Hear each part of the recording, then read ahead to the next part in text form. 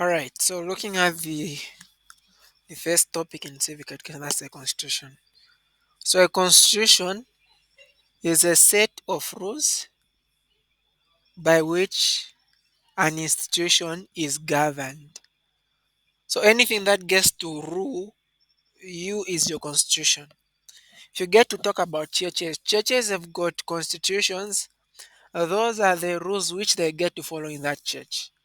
Even as a country, we have got a constitution that is a supreme law of the land. So everyone in Zambia, whether this is a church which has got another constitution, as long as it is in Zambia, it has to obey what is written in that constitution of Zambia.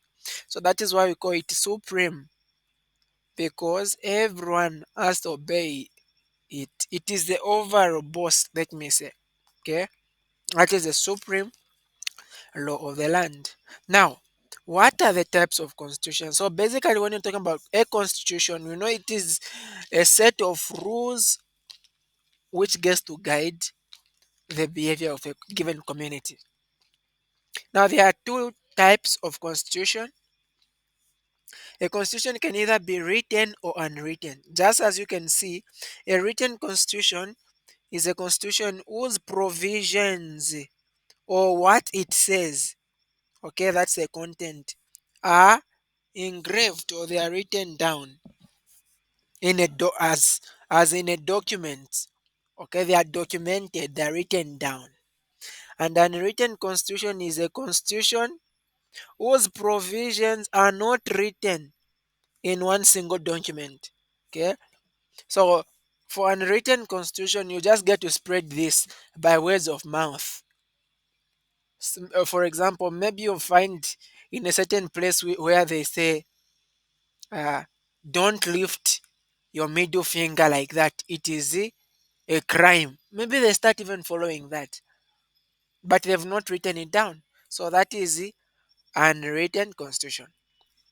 So these two types of constitutions have got advantages and disadvantages. Let's start with the written constitution. What do you think are some of the advantages of a written constitution? What are the advantages? Why is it good to have a constitution that you have written in a book? What do you think? Okay, they can obey. What of that one which you've not written? Which can't people obey?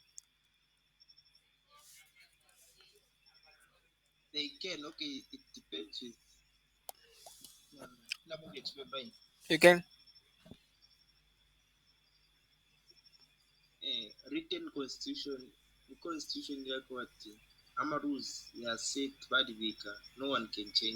Okay, meaning that so you can say it is not easily changed. Okay, not easily changed. Now, because a written constitution is not easily changed, this is actually going to be a disadvantage of a written constitution. So let me, you are going to see. So one advantage that you can give for a written constitution, why it is good is that it is clear, like, and easy to follow. You already know this is what has been written. In case you forget, you can go and read. You are going to what? You are going to easily follow. So it is clear like that. Okay. It stipulates, like it has written down what you should do and what you should not do. So in that way, you can easily follow it. And it is easier to make reference to. Okay. When you have something that you've written down, you can refer to it. You get that?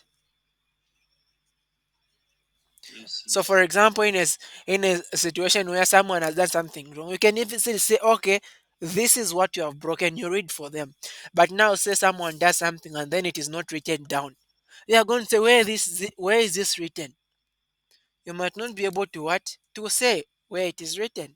So, these are some of the merits or the advantages? What of the demerits or the disadvantages? What do you think is the badness of having a written constitution?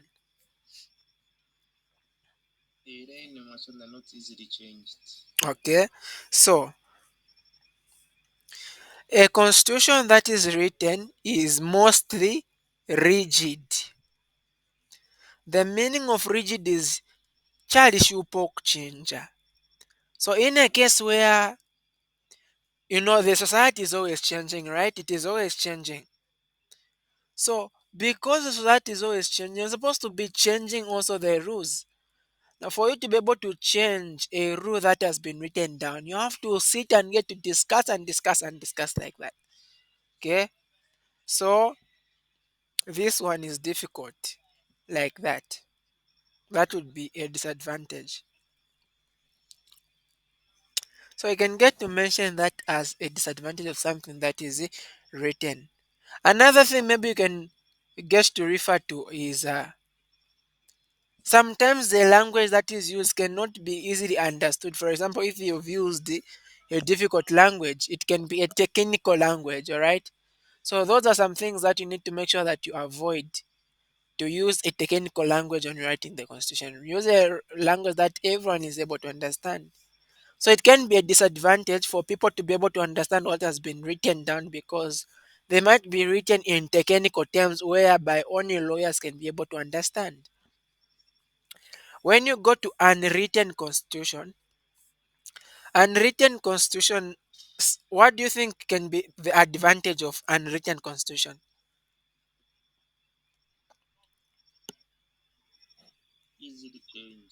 Okay, it can easily be changed, meaning that it is mostly flexible. So it can be easily changed. When it is changed, it is going to be to adapt to the changing society. So mostly unwritten constitutions, so we are saying they can be rated to a flexible constitution. Now the disadvantages of unwritten, because it is easily changed, it can temper with set guidelines. So an advantage of written is there will be no temper, just like for rigid.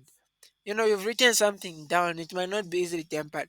But for something that is unwritten, because it can easily be changed, so it is actually it can be tempered.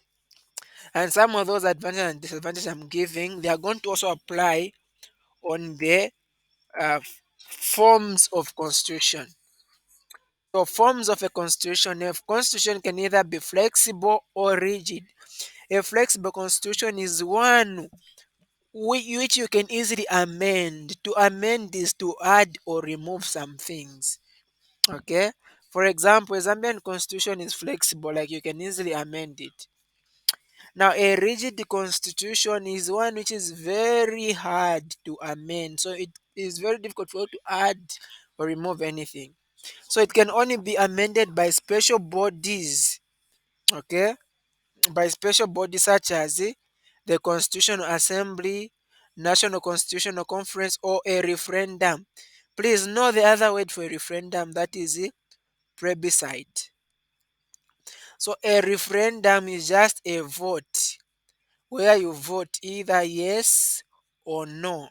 That is a referendum. And take note of these institutions that are able to amend a rigid constitution. I've got a constitution assembly, national constitutional conference, or a referendum, three of them. Advantages of a flexible constitution is that it can easily be changed and so you adapt to the changing needs in society. Things are changing and so this when a constitution is easily amendable. For example, the Zambian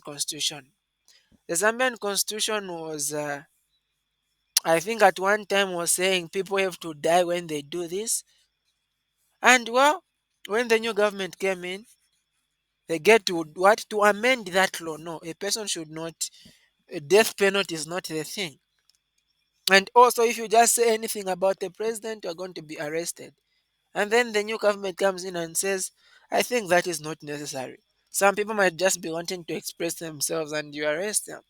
So that is the advantage of a flexible constitution. The disadvantage is because it can easily be changed, it can tamper with guidelines, right? It can tamper with the set guidelines like that. A rigid constitution, the advantage is that it is rigid, it is not easily changed like that, and so people will not be able to tamper with it. For example, a new political power or a new government comes in power. For a flexible constitution, they can do anything that they want to the constitution so that it will be in their favor. But for a rigid constitution, no one is going to change it to their own interest. Okay, so that is the advantage.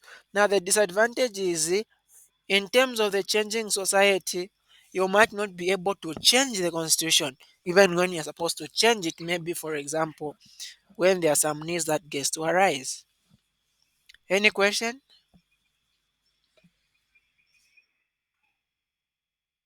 Any question? Okay. Now, you also need to know some parts of the national, the Zambia national constitution. Now, one thing that you need to know is that the constitution starts with a preamble. Okay, the Zambian constitution is going to start with a preamble. That question might come. What is the first thing in the Zambian constitution? Starts with a preamble. Is that okay?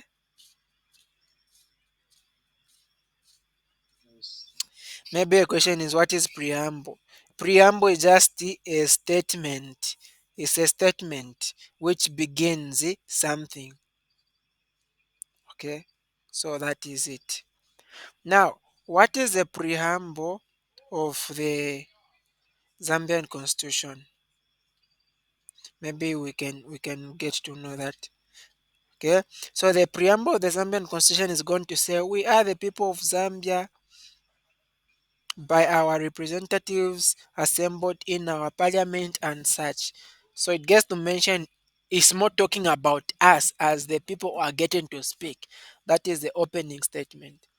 And then we have got part one being on national sovereignty and the state. To be sovereign just means to be independent. Okay, meaning that you are not a slave. So that part declares Zambia as a sovereign state or an independent state. It is not ruled by anything. And then you have got all these other parts like that. So you have got citizenship, which deals with the qualification for Zambian citizenship and conditions which can lead to withdrawal of Zambian citizenship. So we're going to also to look at citizenship as a topic. Part 3, protection of the fundamental rights.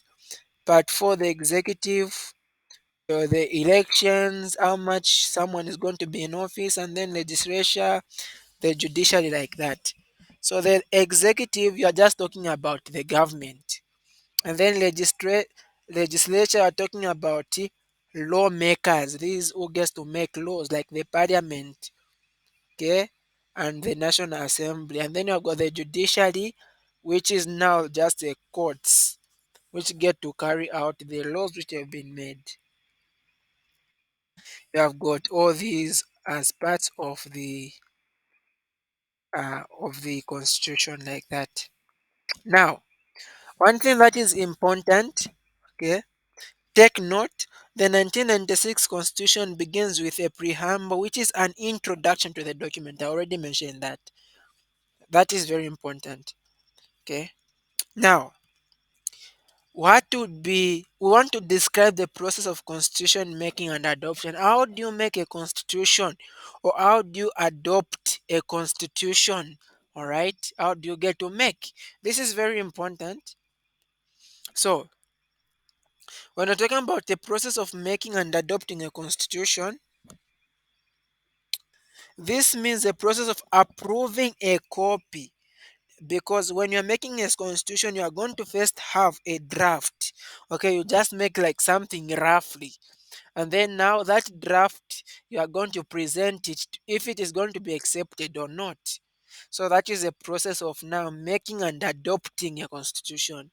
So there are three main methods, and these you need to know them. Three main methods of getting to make and adopt a constitution. Now, these are methods of adopting. Like you already have a constitution that has been made. Now you want to adopt it so that it becomes, it starts working. What are the three methods? The first one is through the parliament. So what is going to happen is that you've already made a draft of the constitution.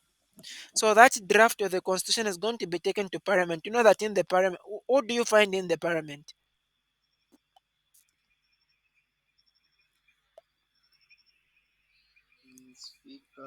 Mm-hmm.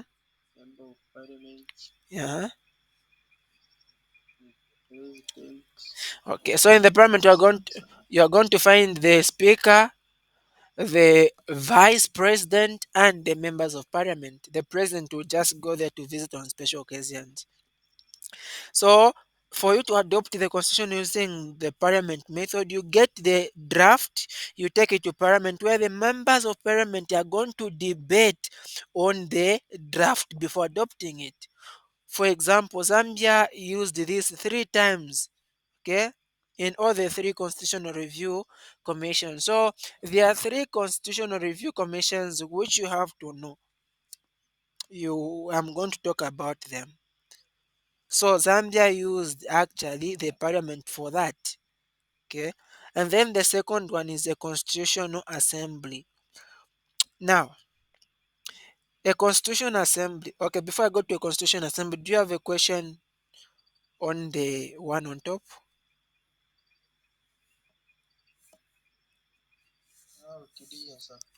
Okay. So when you're talking about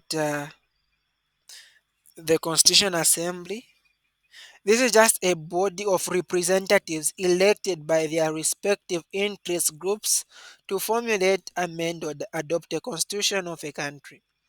Like you just have an interest group. An interest group is just a group of people who come together to fight for one thing. Okay, to fight for one thing. Like an interest group is not there to make money, but they are just there to fight for what they want. Okay, like that.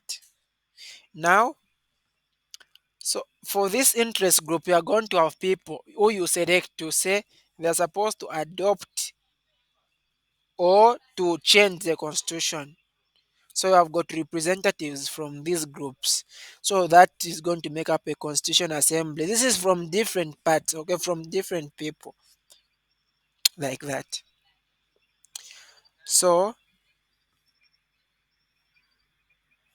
these representatives are drawn from a lot of places. You can draw them from churches, from learning institutions, from trade unions, and also from student bodies. You bring them together to come and discuss to if they can get to change the law. So that is a constitution assembly. So this method is more democratic and more favorable to Zambian citizenry because it is free from government interference. Like you just get to bring people, different people that can get to come in, right? So it is a very good move because the government is not going to interfere in what you are going to be able to discuss. So the adoption of the constitution by constitutional assembly is more representative than by parliament. So by constitutional assembly, because you are drawing people from different angles, from the church, from schools, from unions, so it represents a lot of people than the constitution.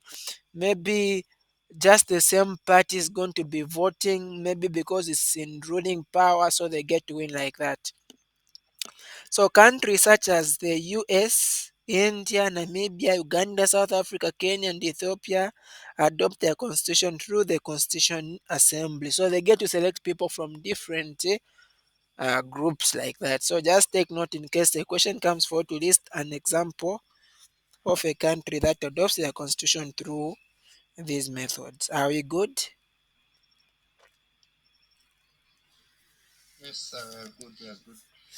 Okay.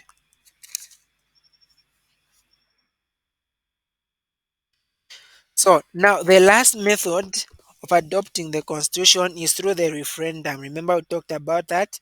So a referendum is just a vote of either yes or no. So what is going to happen is that the draft constitution is subjected to the general public to approve it through a public vote. So the public is now going to be able to vote. If you vote yes, then you've accepted. No, then you've refused. So if more than half of the votes cast are in favor of the amendment, that is 50 plus 1, okay, more than half, the constitution would have been adopted and the Republican president to assent. So to assent is just getting to agree and sign. So the president is now going to be able to sign the copy, okay, to legitimize it or to make it legal. So that is it. Those are the three methods through which you are able to adopt a constitution. What is the first method?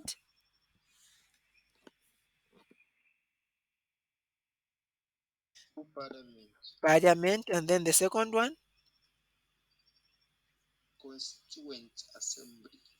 Okay, Constituent Assembly. And then the next one?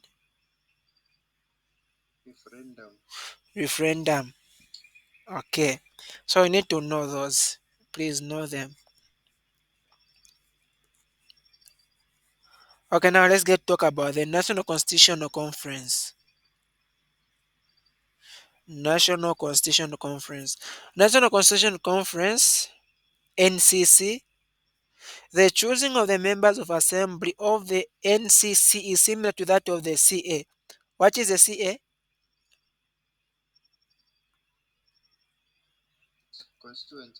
The Constituent Assembly.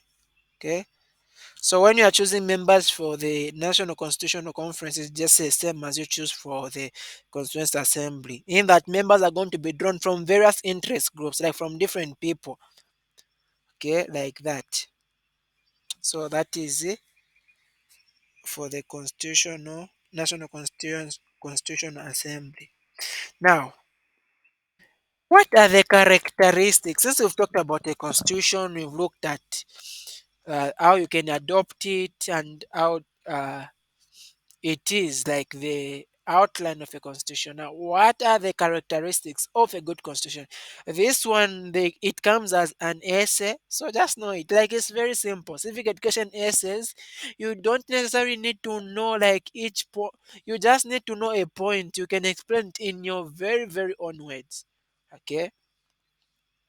So, characteristics of a good constitution. The first thing, it should be clear. Please just take note. It should be one, clear. Two, it should not be too rigid and not too flexible, meaning that it should be on the middle. Okay, and then it should be stable and stand the test of time, and then it should protect the interest and respond to social, economic, and political needs, and then should cater for the interests of various people and then protect rights. This you need to know all of these which are here.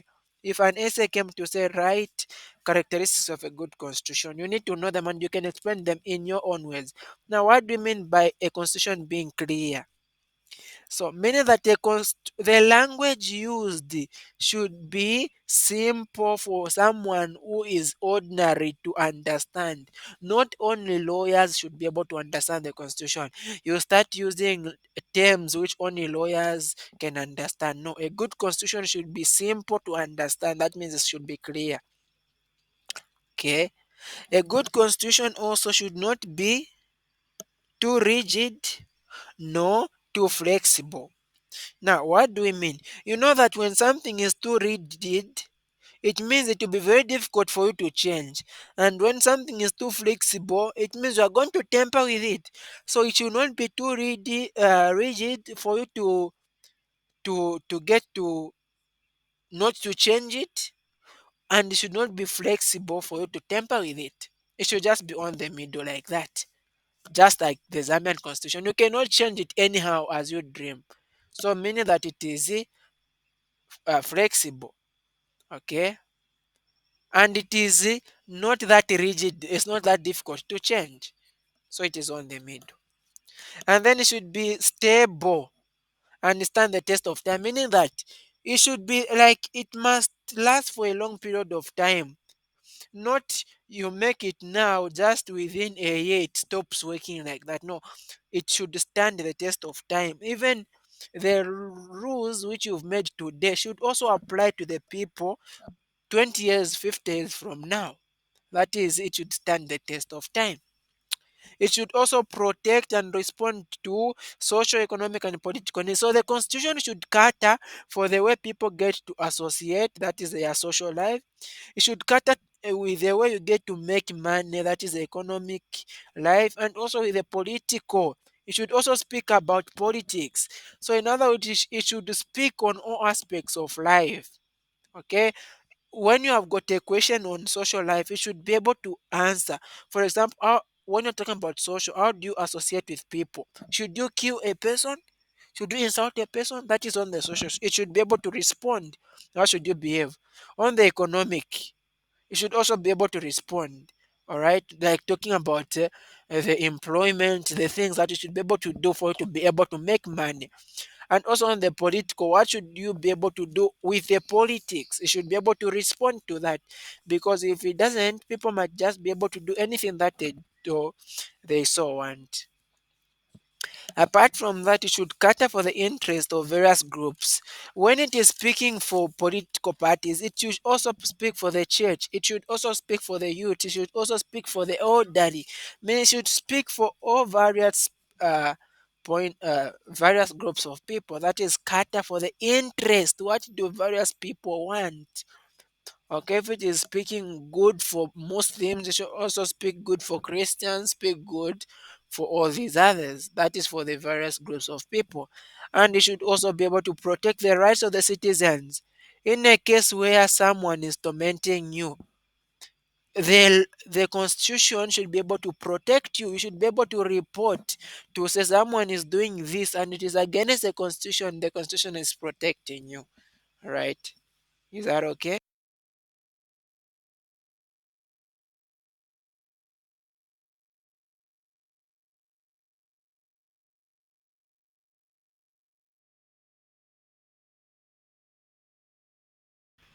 All right. So now let's get to speak also about importance of a constitution to a nation. What is the importance of a constitution to a nation? Now, just before you we get to look at these which are here, I want you just to mention what you think, because we've talked about the characteristics of a good constitution. So, what do you think? What is the importance of a constitution? Why is the constitution important? Why should we have a constitution?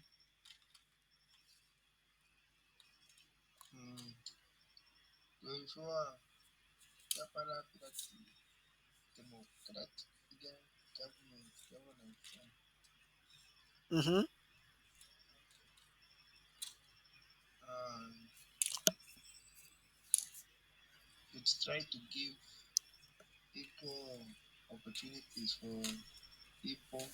Mm-hmm.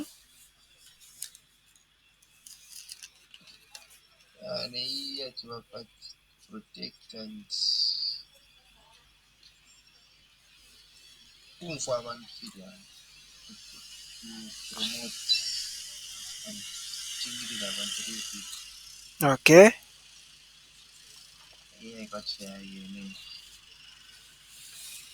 All right. So can get to look at that. So remember talking about importance for civic education. You just don't like it's not just about knowing. Okay, this is something that you are able to apply from real life. Okay, so that is why civic education is easy. Okay, so importance of a constitution. One, the constitution is going to protect the rule. Okay, it is going to promote the rule of the people. Then that the constitution it promotes rule of the people, meaning that When you're talking about the rule of the people, is that human life is important. Okay, human life is important. That is the rule of the people. No one should be able to mistreat you, treat you like an animal. So it promotes that. It promotes the rule to say every person is important. The Constitution also sets out the composition and functions of the wings of government.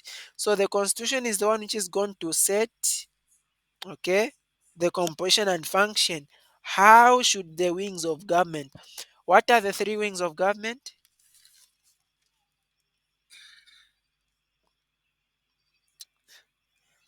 So I've got the executive, legislature, and judiciary. So the Constitution is the one which is going to outline what they should be able to do. Okay.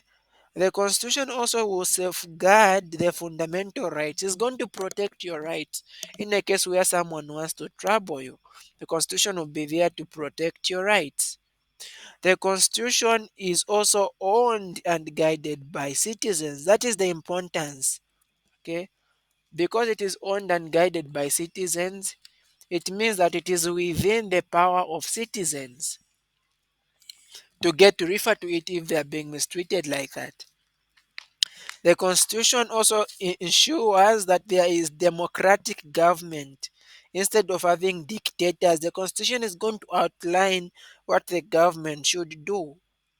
The Constitution also gives equal opportunity to individual development. So it doesn't discriminate. The Constitution doesn't consider one person to be on top of others. Right? Are we good? So there are a lot and a lot of things that you can refer to when you're talking about the Constitution. The importance. When they an essay came to say write about the importance of a constitution, just think of a lot of things that you're able to enjoy now that you would not have enjoyed where there is no order, where there is no constitution. It protects you from killings, it gives you opportunities to education and everything like that. Okay. Now let me now talk about in this one is not there in this book on the constitutional review commissions. So since independence, Zambia has had different constitutional review commissions.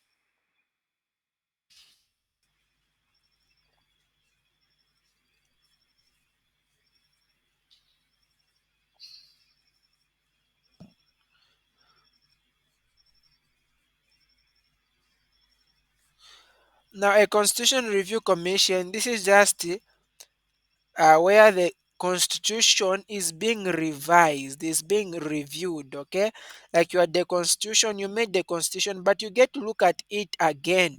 For example, if there is something that you are supposed to change, so they might ask you what was the first constitutional review commission like that. So.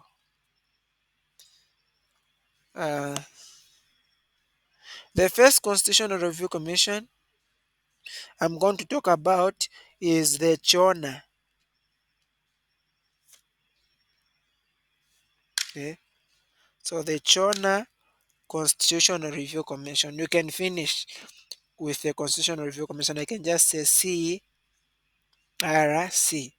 That is Constitutional Review Commission. Chona Constitutional Review Commission. Now, for this Constitutional Review Commission, you need to know in which year it took place and what happened. So for the Chona Constitution Review Commission, it took place in 1972. What was happening? So the recommendations during the Chona Constitution Review Commission was to have a one-party participatory, meaning that there was only one party. It was bringing only one party. In that time, it was only the party for Dr. Kaunda. No other party was allowed. That was the first Constitutional Review Commission.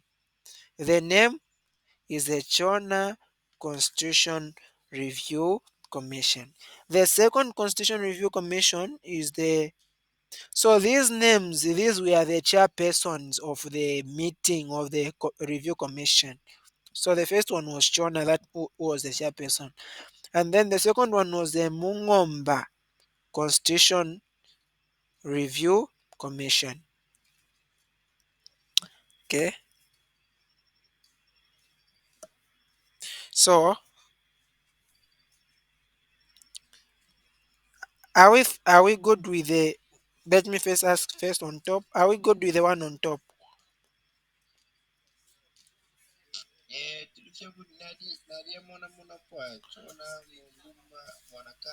Okay, okay. So when was the Mungomba Constitution Review Commission?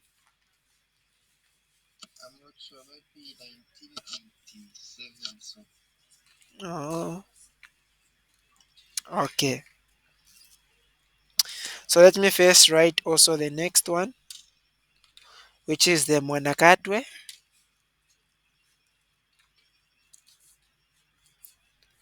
I was hearing there was a recent one. Now I don't know about it. So the Mungomba Constitutional Review Commission, get what did it do? It visited, changed from one party to multi-partyism. Okay, it's changed instead of only having one party to participate. It is now a multi-partyism, and this one was that's 1991. 1991 when the government was changed. Okay, we are good with that.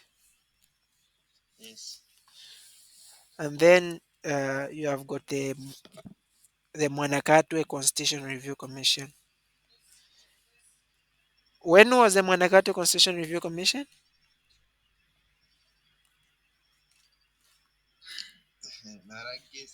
Uh-huh.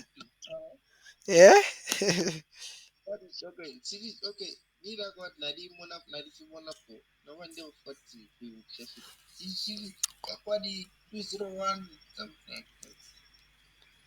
Okay. Have I not even mixed up this? So in 2001, Levi Mwanawasa ascended to the helm.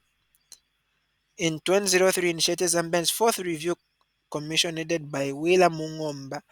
So Mungomba was actually in, from what I'm having is 2003.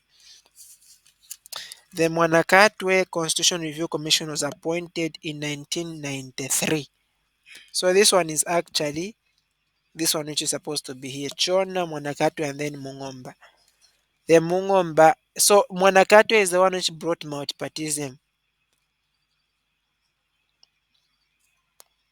And then the Mungomba for this one is saying what 2003, and then the Mwanakatwe is the one for 19 what 1993. It was actually 1991 from yeah, but from here from the reference I have is 1993.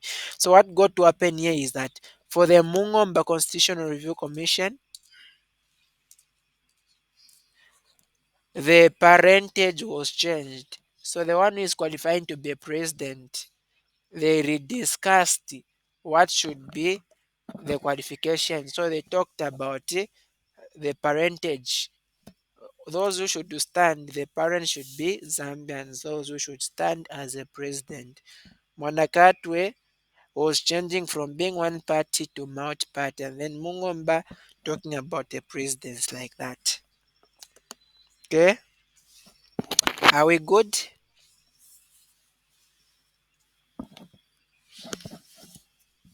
Are we good?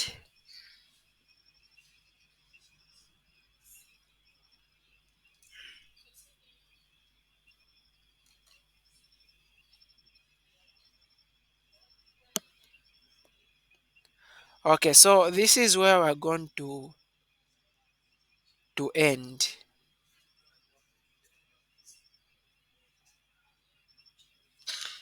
Just something that I want you to take note is that just know, just remember what you've discussed. The constitution and all these other things that you've talked about, they are very, very important.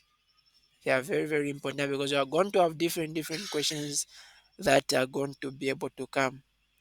So we make sure that we know all of this. Okay. So Mungomba, just take note. The date that you are going to use for the Mungomba is actually 2001 in case of that is an exam or something. So this is it for this tutorial that is on constitution. Next time we're going to go on the